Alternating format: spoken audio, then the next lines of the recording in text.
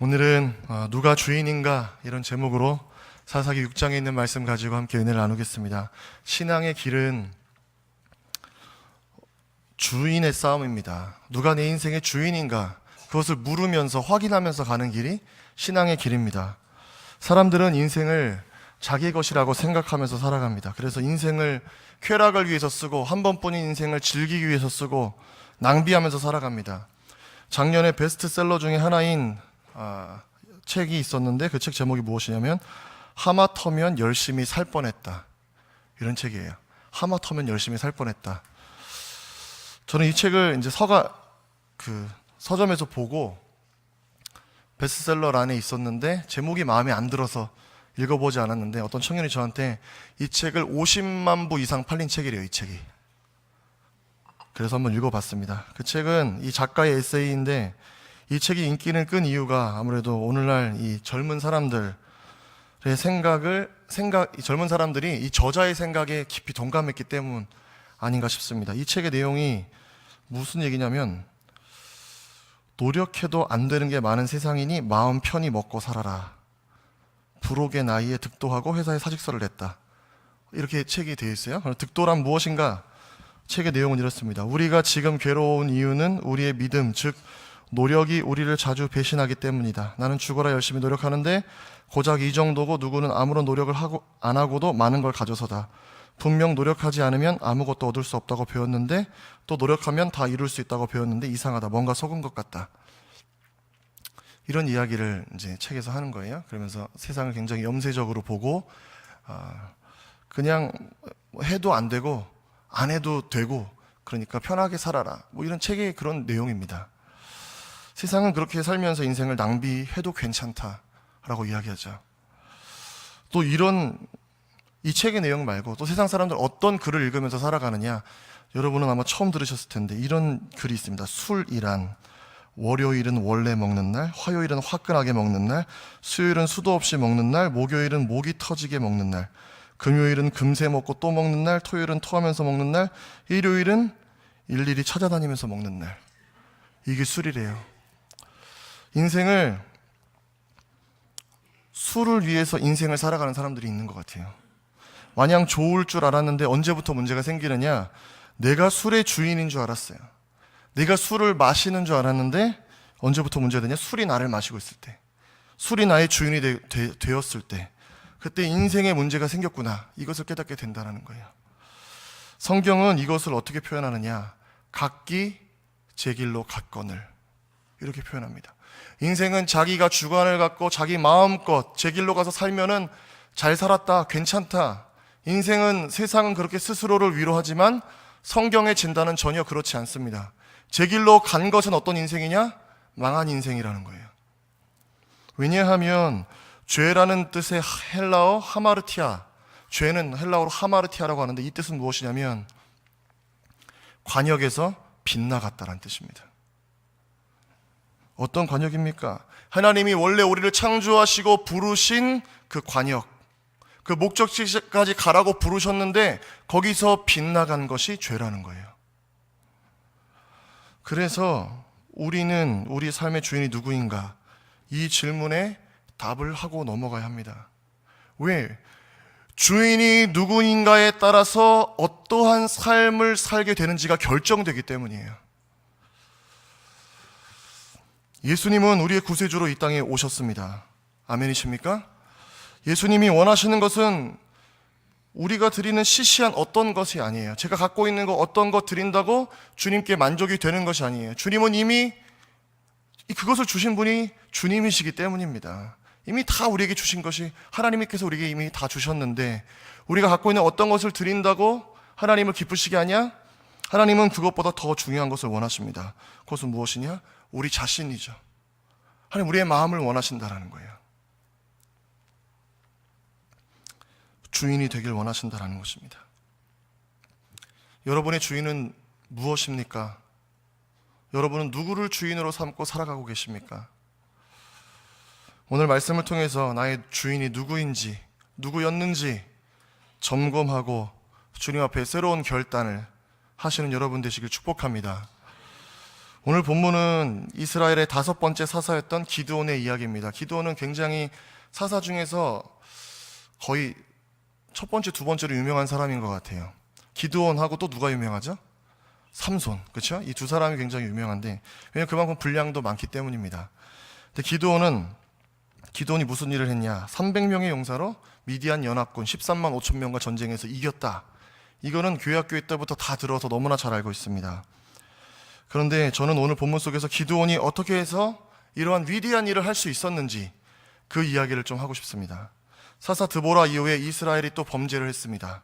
하나님께서 7년 동안 미디안에게 이제 이스라엘을 붙이셨어요. 그래서 미디안이 이스라엘의 힘을 이기게 하셔서 미디안의 공격을 받게 하십니다. 근데 이 미디안 사람들이 되게 못됐어요. 왜 못됐냐면 이스라엘 백성들이 이 이삭을 뿌리고 곡식 싹이 나기 시작할 때 그때 공격해 와가지고 토지를 황폐하게 만드는 거예요.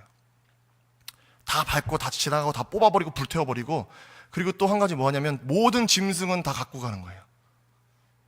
그러니까 이스라엘 백성들이 도저히 평지에서 살 수가 없었어요. 그래서 산에다가 굴을 파고 산에 올라가서 살고 이러한 일들이 있었습니다. 7년 동안. 그래서 이 일들로 인해서 이스라엘 백성들이 하나님께 간절히 부르짖는 거예요.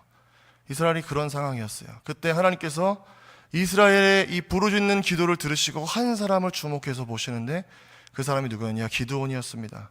근데 기드온에게 하나님의 천사가 나타났는데 기드온이 뭐 하고 있었냐면 포도주 틀 안에서 밀 이삭을 타작하고 있었어요. 그러니까 포도주 틀이 굉장히 큰 틀이었거든요. 그 안에서 밀 이삭을 타작했다는 것은 숨어서 타작했다라는 거예요. 미디안의 공격을 피하기 위해서 숨어서 타작하고 있는데 하나님의 천사가 나타나서 큰 용사여 여호와께서 너와 함께 하시는도다 그러시면서 기드온을 부르는 거예요.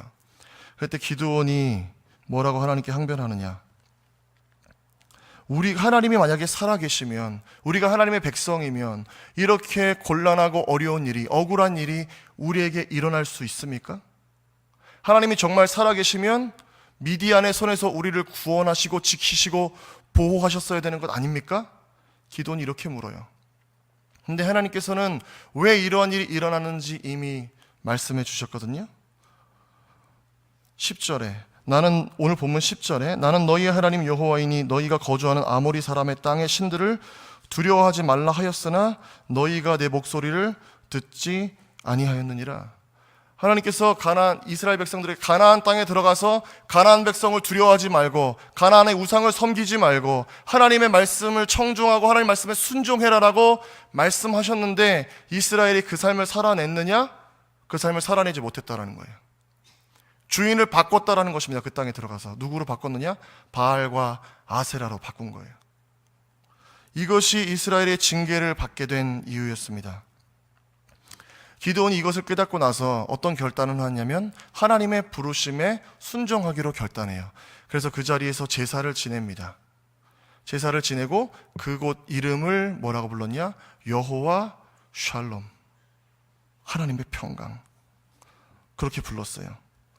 이제 하나님께서 임하셨으니까 우리에게 미디안으로부터 하나님의 평화가 임할 것이다라는 믿음의 선언이었습니다. 평화가 아직 오진 않았지만 이제 하나님이 우리 가운데 나타나셨으니까 우리 가운데 평화가 임할 것이다. 이 믿음의 선언이었어요. 그렇다면 여호와 샬롬은 어떻게 이스라엘 백성들 가운데 임하느냐? 하나님이 주인 되실 때입니다. 언제 임한다고요?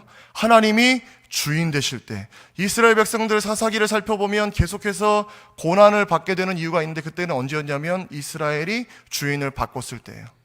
하나님을 섬기지 않고 바알과 아세라와 가나안 땅의 우상들을 섬기기 시작할 때 어김없이 하나님의 심판의 채찍이 임했습니다. 그러나 하나님이 세우신 사사를 통해서 이스라엘이 다시 여호와를 섬기기 시작할 때는 20년, 40년 이스라엘 땅에 평화가 임했다라는 거예요. 여호와 샬롬이. 세상에는 여러분 참된 평안이 없습니다. 길게 설명하지 않아도 우리가 다 알고 있습니다. 오직 하나님이 주인 되시는 인생에만 하나님이 주시는 평안을 경험할 수가 있습니다. 그러면 하나님이 주인 되시는 인생은 어떤 인생이냐?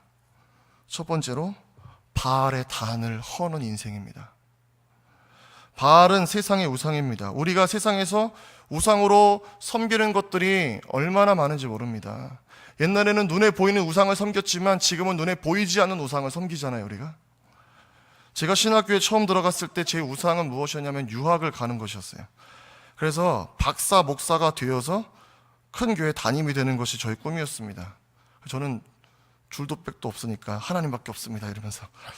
근데 어느 날 기도하는데 하나님이 저한테 물으셨어요. 승윤아, 너 누굴 위해서 유학을 가고 싶냐? 너 누굴 위해서 박사가 되고 싶냐? 제 동기를 물으셨는데 하나님 앞에 너무나 부끄러웠어요. 사실은 박사가 되고 싶었거든요. 그래서 사람들이 박사 목사님이래.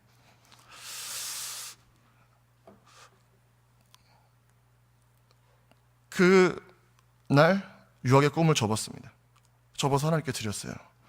그리고 이렇게 기도해서 하나님 부르신 곳에서 영혼을 살리는 일에 나의 젊음과 나의 물질과 나의 열정을 다해서 섬기겠습니다. 그것이 저의 기도였습니다.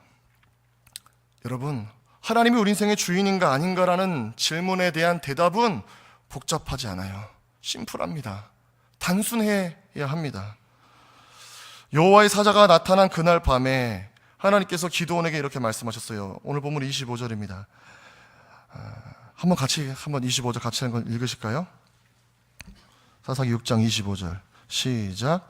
그날 밤에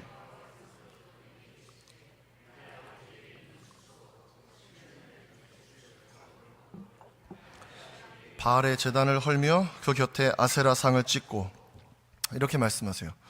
아버지에게 있는 7년 된 둘째 수소를 끌어오고 바알의 단을 헐고 그 곁에 아세라 상을 찍어서 이 산성 꼭대기에서 여호와를 위하여 규례대로 한 제단을 쌓고 그 둘째 수소를 잡아서 번제를 드릴 때 아세라 상의 그 나무로 땔감을 삼아서 불태워서 하나님께 번제를 드리라 말씀하십니다.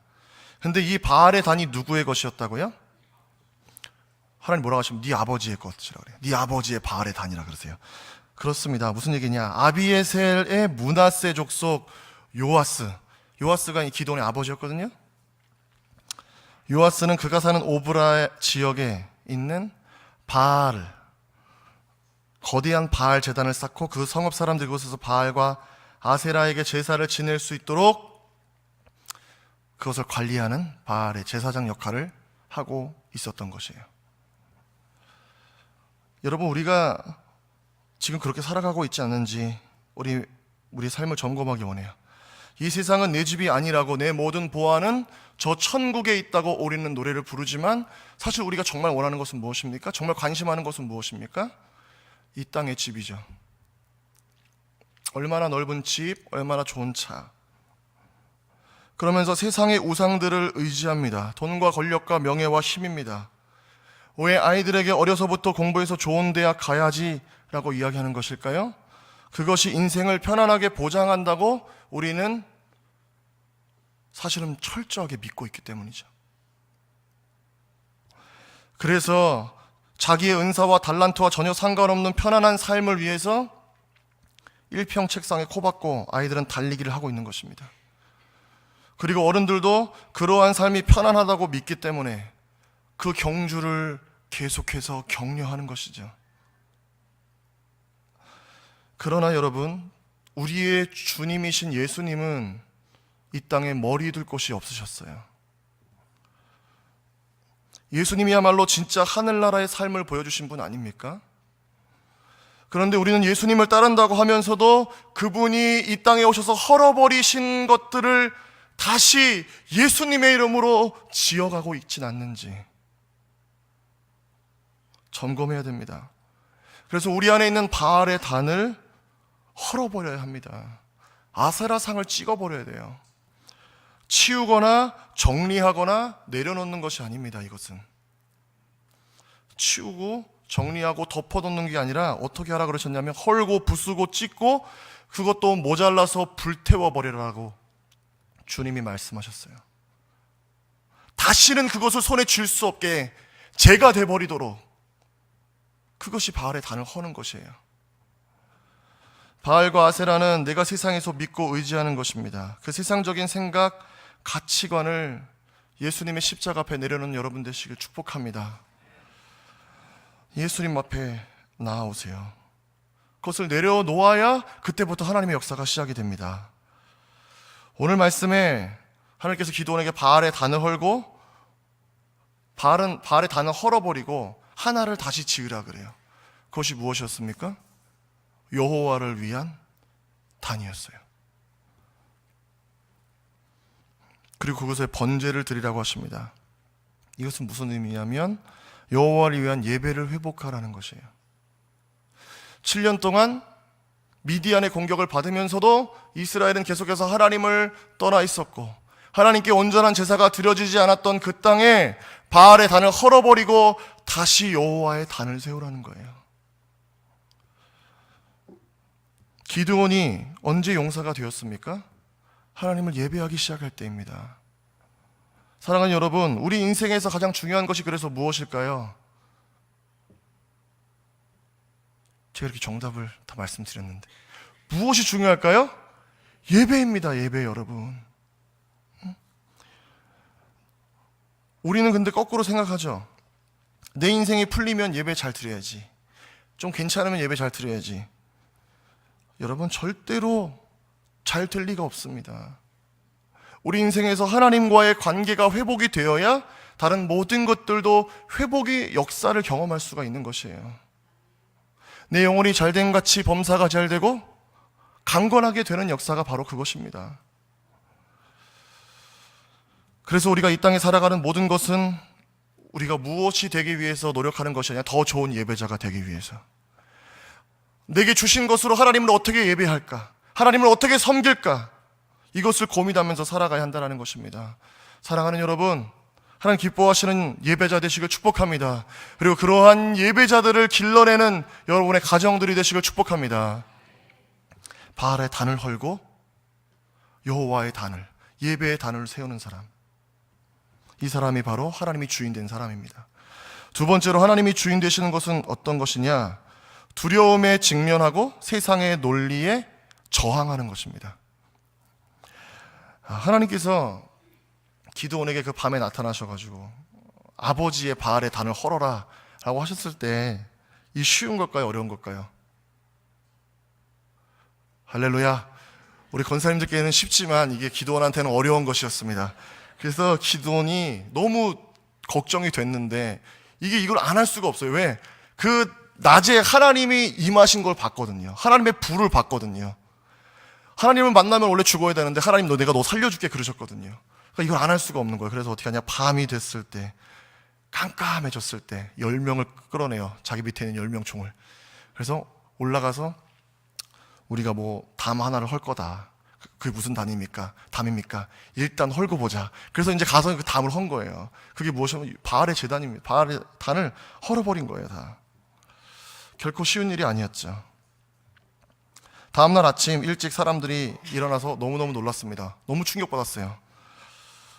바알의 제단이 파괴되어 있고 아세라상이 찍혀 없어졌고 새로 쌓은 제단 위에 수소가 들여졌는데 아세라상이 땔감으로 막 타고 있는 거예요. 여러분, 이러면은 여러분 지금 별로 이렇게 마음에 별로 감동이 안 오시는 것 같은데, 우리가 오늘 예배를 드리고 딱 다음날 새벽기도 하러 왔는데 우리 예배당이 무너졌다고 생각해 보세요. 여러분 얼마나 놀라시겠어요? 이거 누가 그랬냐고.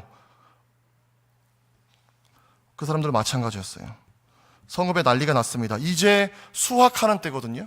수확하는 때인데 바알이 노해가지고, 아세라가 노해가지고 이렇게 저주를 내리면 우리에게 이 수확이 없게 되는 것 아니냐? 왜냐하면 바알과 아세라는 풍요와 다산의 신이었거든요.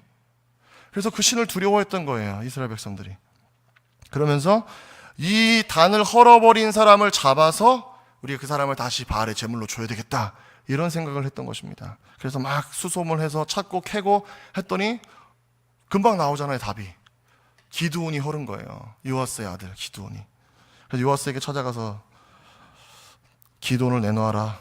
그가 바알의 단을 헐었으니까 기드온도 죽어야 된다, 이렇게 얘기를 합니다. 그러자 요아스가 31절에 이렇게 말합니다. 너희가 바알을 위하여 다투느냐? 너희가 바알을 구원하겠느냐? 그를 위하여 다투는 자는 아침까지 죽임을 당하리라. 바알이 과연 신일진데 그의 제단을 파괴하였은즉 그가 자신을 위해 다툴 것이니라 하니라. 이렇게 말씀해. 이게 무슨 말씀이냐면 세 가지로 풀어서 설명해 드리면 이렇습니다.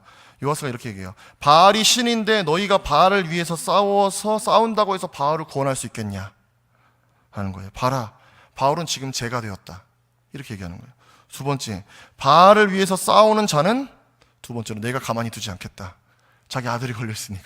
세 번째로 바알은 신이다, 기드온이 그의 제단을 파괴하였으니까 바알이 자기 자신을 위해서 기드온과 싸우도록 내버려 둬라, 그런 거예요. 요하스가 이렇게 강력하게 얘기하니까 소동이 정리됩니다. 대신에 기드온에게 별명이 생겨요. 그것이 무엇입니까? 여룻바알이었어요. 바알이 그와 더불어 다툴 것이다, 바알과 싸운다라는 것이에요. 우리가 영적인 새로운 결단을 할 때 결코 순탄하지 않습니다. 방해하는 세력이 등장하죠. 그때 우리는 두려워하지 않기를 바랍니다. 모든 사람들이 기드온을 죽여야 된다고 권했어요. 흥분했어요. 심지어 바알과 아세라 신을 헌 이 기드온을 죽여야 된다고 흥분했지만 아무도 기드온을 해치지 못했습니다. 심지어 바알과 아세라 신조차도 기드온에게 심판을 내리지 못했어요. 우리가 하나님 말씀에 순종해서 결단할 때 세상을 두려워할 필요가 없습니다. 왜 그렇습니까? 하나님이 우리를 지키시기 때문입니다. 하나님이 우리와 함께 하시기 때문에 세상을 두려워할 필요가 없는 거예요. 여러분, 세상을 두려워하지 마시고 하나님 두려워하는 인생 되시기 바랍니다. 세상이 두려워서 세상에 굽신거리는 인생 아니라 하나님을 두려워해서 세상을 두렵게 하는 그 하나님의 사람들 되시기 바랍니다. 이스라엘 백성들이 왜 난리 났느냐? 이제 이 수확의 때에 바알이, 아세라가 우리에게 줄 풍요와 다산이 우리에게 사라지는 것 아니냐? 이렇게 하면서 걱정했기 때문이에요. 그러나 이스라엘이 지금 잘못 생각하는 것이 무엇이냐면 바알과 아세라가 노해서 그들에게 먹을 것이 없는 것이 아니라 하나님 앞에 예배드리지 않아서, 하나님 앞에 새로운 삶을 결단하지 않았기 때문에 하나님의 심판을 받고 있다는 것을 깨닫지 못했던 거예요. 우리도 이런 실수를 반복합니다. 세상의 길이 우리의 평안과 안정을 보장해 준다고 믿어요. 그래서 세상을 따르는데, 세상을 주인 삼는데, 그래서 오늘날 교회는 그리스도인이지만 세상에 속한 기형적 그리스도인들이 나타나게 되었어요. 나 그리스도인인데 라고 말을 하지만 이 가슴을 열어보면 이 안에 바알이 들어와 있는 것이죠. 그래서 우리에게는 무엇이 필요하냐? 저항 정신이 필요합니다. 프로테스탄트, 저항하셔야 돼요. 세상에 저항하셔야 돼요. 이렇게 저항이라고 말씀드리면 이렇게 세상에 나가서 투쟁한다, 이를 싸운다, 이렇게 생각하시는데 그것이 아닙니다. 쉽게 말씀드리면 뭐냐면 하나님께 순종하는 삶이에요. 세상에 저항하는 것은 무엇이냐? 바로 하나님께 순종하는 것입니다. 우리가 하나님께 순종하는 삶을 살 때 세상에 저항이 시작이 되는 거예요.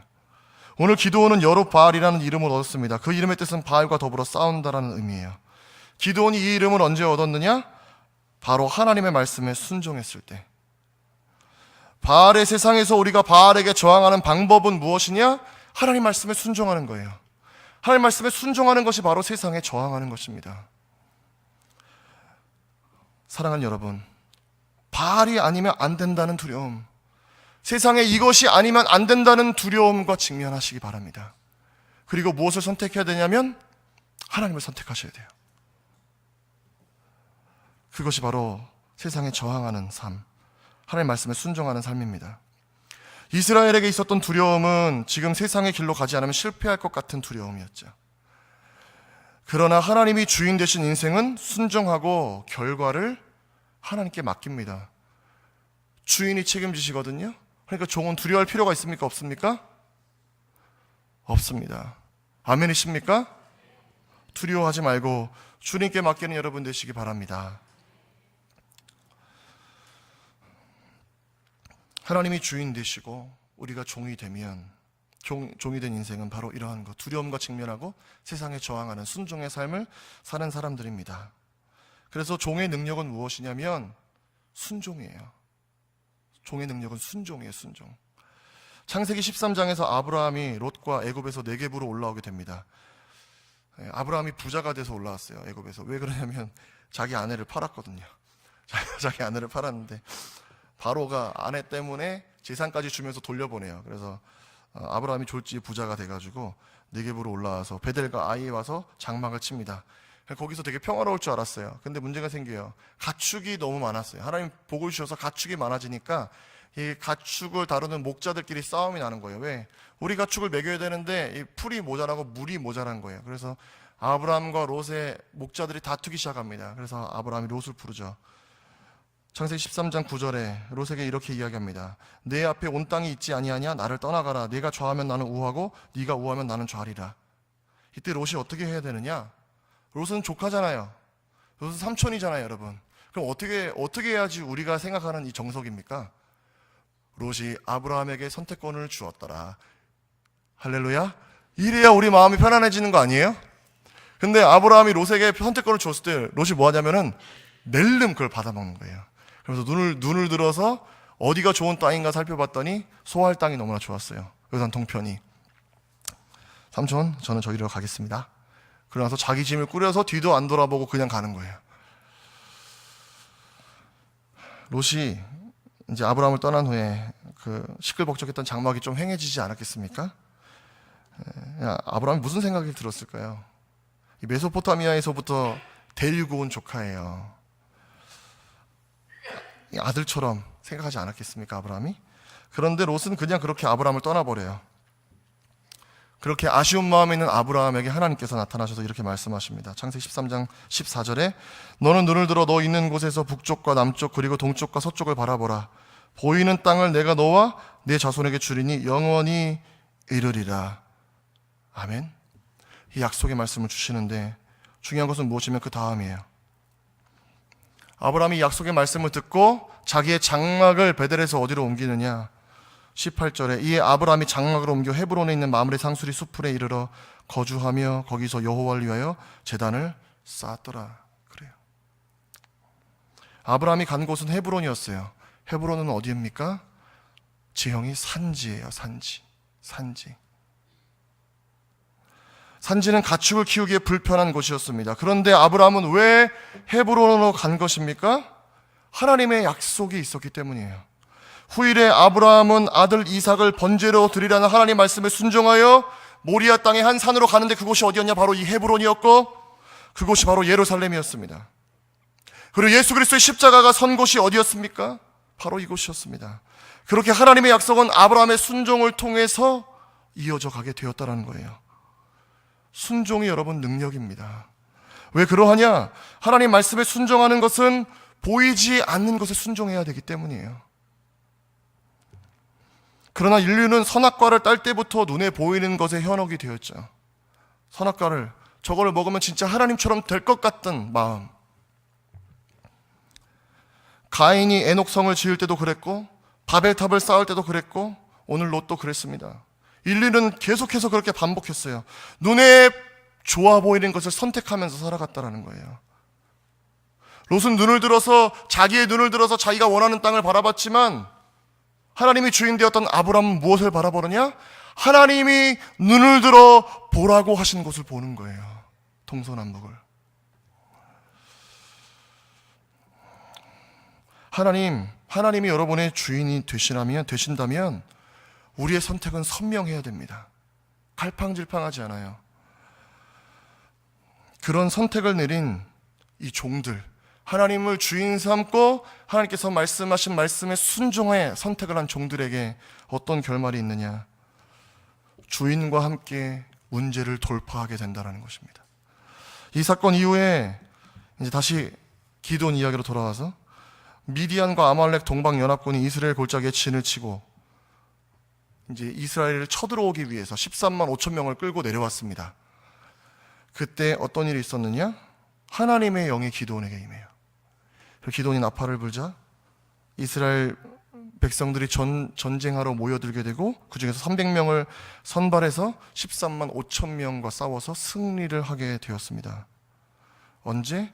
바로 기드온이 여룻바알이 되었을 때, 바알과 다투면서 하나님의 뜻을 순종하는 사람이 되었을 때, 세상의 손가락질과 세상의 공격을 두려워하지 않고 그 밤에 바알의 단을 헐고 아세라상을 찍어냈을 때, 하나님 말씀하실 때 두려워하지 않고 순종하면서 나아갔을 때, 그때 성령이 임하셔서 기드온을 통하여 미디안 연합군을 승리하게 하는 승리를 경험하게 하셨다라는 것입니다.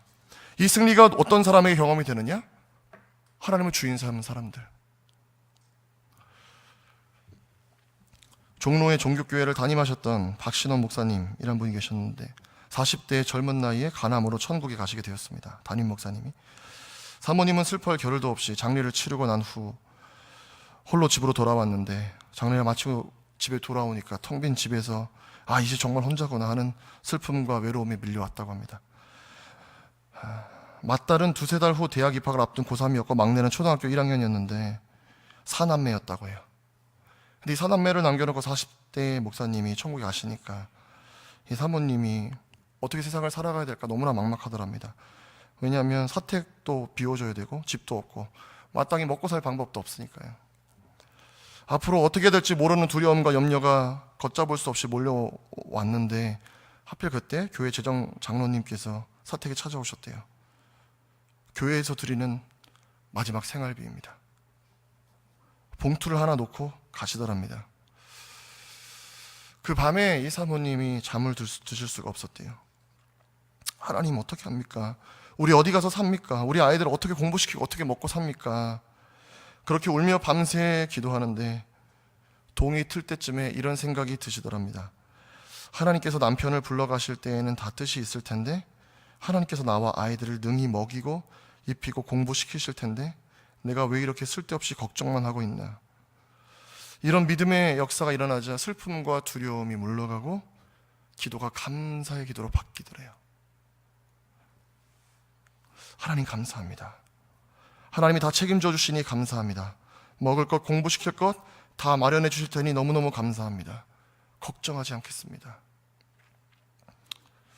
그렇게 기도하다 보니까 어느덧 새벽 기도 시간이 되었답니다. 새벽 기도에 가려고 일어나 방 안에 불을 켜고 보니까 방바닥에 봉투가 보였대요. 마지막 생활비. 그때 사모님은 하나님께서 다 책임져 주실 것을 믿고 진정으로 감사하는 마음에 봉투를 열어보지 않고 그대로 감사 헌금으로 바쳤다고 합니다. 박리브가 사모님의 어머니의 이야기입니다. 주인은 종의 삶을 결코 그냥 내버려 두지 않으십니다. 주인은 반드시 종의 삶을 책임지십니다.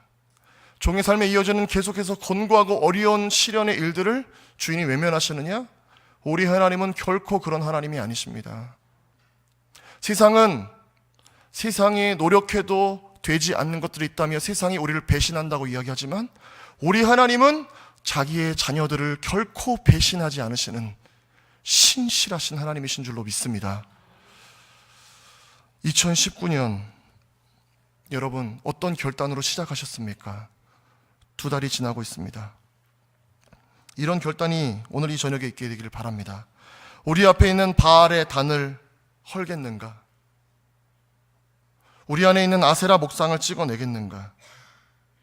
그리고 이러한 일이 있은 후에 반드시 있을 사람들의 눈초리와 염려와 손가락질을 마주할 용기가 있는가? 그럼에도 불구하고 여호와의 단을 세워서 번제를 드리겠는가?